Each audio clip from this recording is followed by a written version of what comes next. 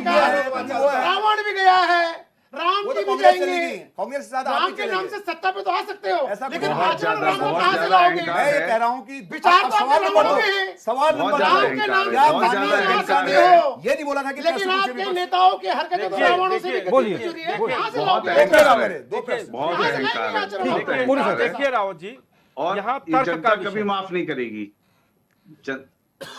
हाँ छेत्री जी, लेकिन जनता जैसे कभी माफ नहीं करेगी, विषय ये समय जनता के सब देख रही है। मेरा भी सिर्फ आप लोगों आप हमें आप एक नाराज बात हो जाते हो बताइए, छेत्री हमसे क्या आप एक ठीक है, अब समय नहीं बचा, क्या- समय नहीं बचा। नवीन पिरचाली जी, पंकज छेत्री जी, राकेश मिश्रा जी, रविंद्र आनंद जी, दीपक राव जी, आप सबका बहुत बहुत धन्यवाद।